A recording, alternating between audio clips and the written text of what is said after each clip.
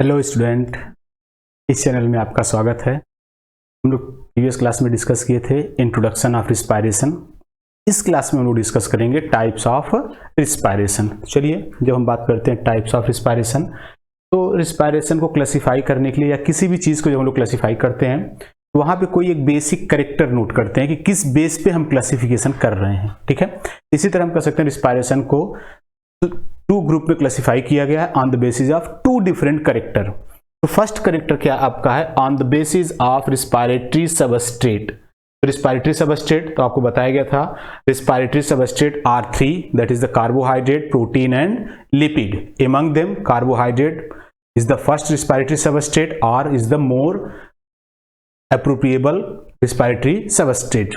ठीक है, फिर हम लोग ये बात किए थे कि जिसमें कार्बोहाइड्रेट जो होता है मोस्ट अप्रोप्रिएट होता है या सबसे ज्यादा सुटेबल रिस्पायरेटरी सबस्ट्रेट होता है। तो यहाँ पे हम लोग बात करते हैं जो फर्स्ट कंडीशन है on the basis of respiratory substrate. तो रिस्पायरेटरी सबस्ट्रेट के बेस पे जो क्लासिफिकेशन देने वाले महान पुरुष थे वो कौन थे? ब्लैकमैन। तो आप कह सकते हैं कि Blackman classify the respiration on the basis of respiratory substrate. तो ब्लैकमैन ने क्या किया था? रिस्पायरेटरी सबस्ट्रेट के बेस पे रिस्पायरेशन को क्लासिफाई किया दो ग्रुप में। पहला ग्रुप क्या था? Floating respiration. फ्लोटिंग मतलब आप कह सकते हैं जो फ्लो करे, एक स्थान से दूसरे स्थान पे मूव करे। दूसरा प्रोटोप्लाज्मिक रिस्पायरेशन। ध्यान दीजिए, आराम से याद हो जाएगा, क्योंकि आपको पता है कि रिस्पायरेटरी सबस्ट्रेट तीन होते हैं, protein, lipid and carbohydrate.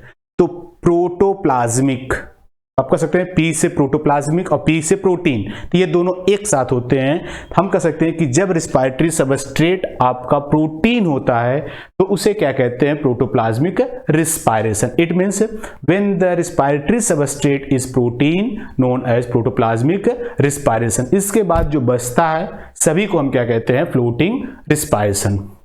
Next, when the respiratory substrate is fat and carbohydrate. तो आप कह सकते हैं कि जब रिस्पायरेटरी सबस्ट्रेट आपका फैट एंड कार्बोहाइड्रेट होता है तब उसे हम क्या कहते हैं? Floating respiration. ध्यान दीजिए, Blackman classified the respiration on the basis of respiratory substrate in two group. One is the floating respiration, second is the protoplasmic.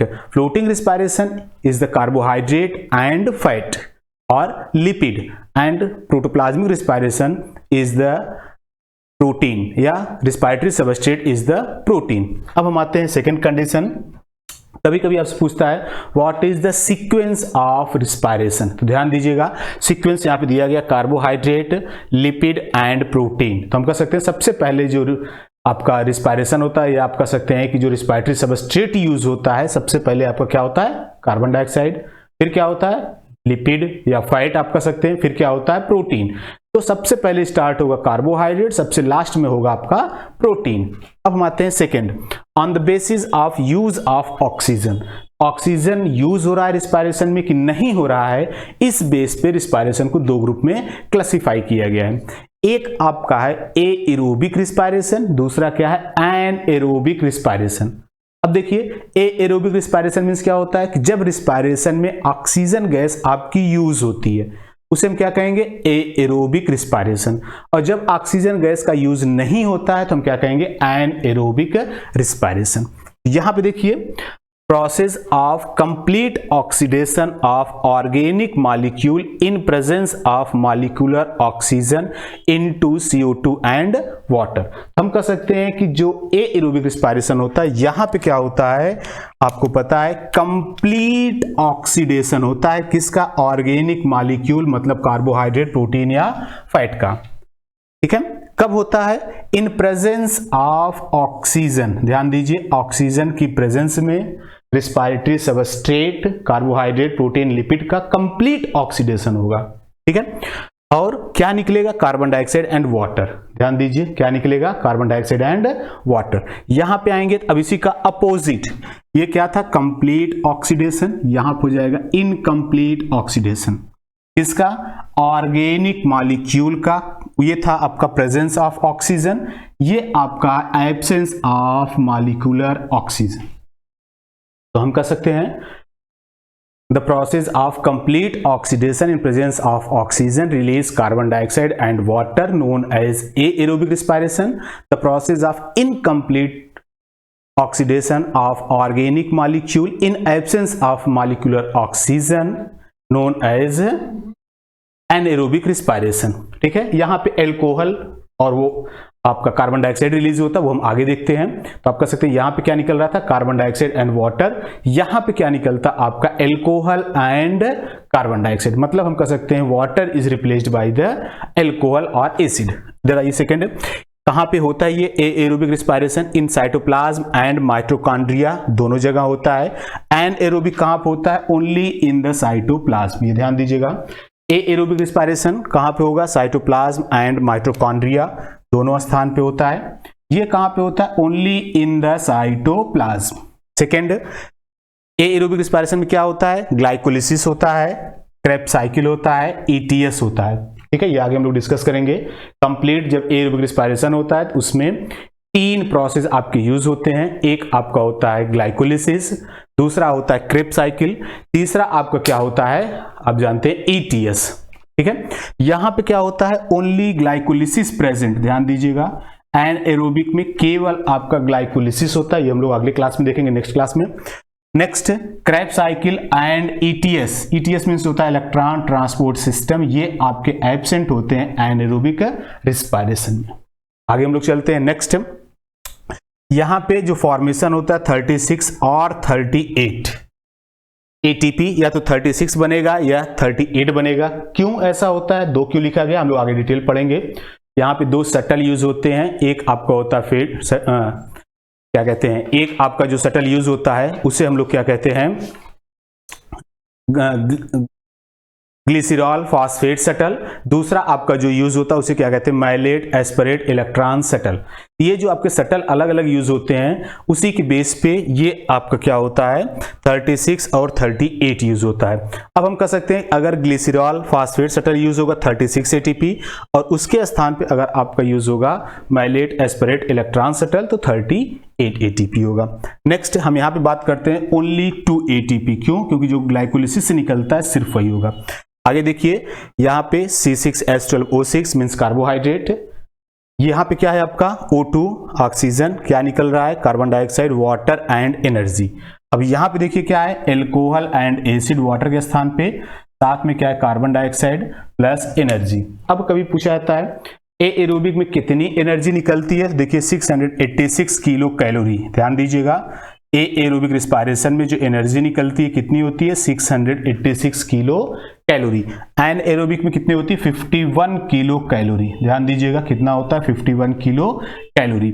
आगे फिर हम कह सकते हैं water replaced by alcohol and acid in anaerobic respiration. Anaerobic क्या होता है, water को रिप्लेस करते हैं एल्कोहल या एसिड में। अब एक चीज कभी कभी आपसे पूछा जाता है, what is the partial effect. ध्यान दीजिए, तो पार्शियल इफेक्ट क्या है, तो आप कह सकते हैं कि जब अगर हम एनाएरोबिक रिस्पायरेशन में एनाएरोबिक रिस्पायरेशन में अगर ऑक्सीजन के अमाउंट को इंक्रीज कर दें या ऑक्सीजन वहां पे प्रेजेंट हो, तो आपका एनाएरोबिक रिस्पायरेशन जो होता है वो इनहिबिट हो जाता है। उसी को हम क्या कहते हैं, पार्शियल इफेक्ट कहते हैं। देखिए इसे, during anaerobic respiration increase in O2 concentration. ध्यान दीजिए कि एनाएरोबिक रिस्पायरेशन में जब O2 कंसंट्रेशन इंक्रीज करता है, increase in O2 concentration inhibit anaerobic respiration. Inhibit मतलब आप जानते हैं उसको स्लो कर दे या दबा दे, respiration known as partial effect. तो उसी को हम क्या कहते हैं, पार्शियल इफेक्ट कहते हैं। जब एनाएरोबिक रिस्पायरेशन में ऑक्सीजन इंक्रीज कर जाए और वह ऑक्सीजन क्या करेगा, इनहिबिट कर देगा एनाएरोबिक रिस्पायरेशन को, तो उसे हम क्या कहेंगे, पार्शियल इफेक्ट कहेंगे। चलिए आगे देखते हैं, कुछ और इंपॉर्टेंट पॉइंट्स हैं इसके। चलिए स्टूडेंट, आगे हम देखते हैं टाइप्स ऑफ रिस्पायरेशन में। एक देखिए यहाँ पे दिया गया है फैकल्टेटिव एएरोब, दूसरा दिया गया obligate anaerobe, facultative anaerobic, obligated anaerobic, facultative aerobic, obligate aerobic. इसको समझिए। अब देखिए जब हम बात करते हैं कि यहाँ पे आपको पता है anaerobic in the absence of oxygen, anaerobic absence of aerobic presence, aerobic presence. हमारे पास जो 2 नया वर्ड है, एक आपका है फैकल्टेटिव, एक आपका है ऑब्लिगेट। अब ध्यान दीजिए, फैकल्टेटिव मतलब होता ऑप्शनल, ऑप्शन में विकल्प, ठीक है। ऑब्लिगेट मतलब होता कोई ऑप्शन नहीं, कोई एक्सक्यूज नहीं, कोई विकल्प नहीं, ठीक है। तो यहां पे क्या दिया गया, पहला फैकल्टेटिव एनएरोब, इसका मतलब इसका नेचर एएरोबिक है कि रिस्पायरेशन करता है ऑक्सीजन की प्रेजेंस में, लेकिन ऑक्सीजन नहीं मिलता है तब भी ये काम चला लेता है। ठीक है, देखिए एएरोबिक ऑर्गेनिज्म मतलब presence of oxygen which can respire in the absence of oxygen. जो आप कह सकते हैं एएरोबिक ऑर्गेनिज्म होते हैं, अगर वो ऑक्सीजन के एब्सेंस में भी रिस्पायरेशन कर लें तो उसे हम क्या कहेंगे, फैकल्टेटिव एनएरोब्स कहेंगे। सेकंड, ऑब्लिगेट एनएरोबिक, कोई ऑप्शन नहीं है, कोई एक्सक्यूज नहीं है। ऑर्गेनिज्म विच रिस्पायर ओनली एनएरोबिकली, ठीक है, तो हम कह सकते हैं ये आपके जो रिस्पायर करते हैं केवल एनएरोबिक कंडीशन में, इनके पास कोई ऑप्शन नहीं है। नेक्स्ट, फैकल्टेटिव एएरोबिक, वही condition, anaerobic organism which can respire in the presence of oxygen. जो एनएरोबिक होते हैं अगर उनको ऑक्सीजन मिलने लगती है तो पाश्चर इफेक्ट काम नहीं करेगा, वो ऑक्सीजन के प्रेजेंस में रिस्पायर कर लेंगे। Next, obligate aerobic organism which respire aerobically only, मतलब ये केवल ऑक्सीजन के प्रेजेंस में ही रिस्पायर करेंगे। अगर इनको आप कह सकते हैं कि ऑक्सीजन नहीं मिलेगा तो ये सर्वाइव नहीं करेंगे, डेड कर जाएंगे, लेकिन रिस्पायरेशन नहीं करेंगे। उसी तरह ये आपके केवल आप कह सकते हैं ऑक्सीजन के एब्सेंस में ही रिस्पायरेशन करेंगे, अगर ऑक्सीजन मिलेगा तो पाश्चर इफेक्ट काम करेगा, ये रिस्पायरेशन नहीं करेंगे। ठीक है स्टूडेंट, ये हम लोग का कंप्लीट हो गया टाइप्स ऑफ रिस्पायरेशन। ठीक है, तो जो भी डाउट्स हो आप कमेंट बॉक्स में लिखें, चैनल को लाइक करें, सब्सक्राइब करें। फिर हम मिलेंगे नेक्स्ट क्लास में नेक्स्ट टॉपिक के साथ, नई एनर्जी के साथ। तब तक के लिए थैंक्स।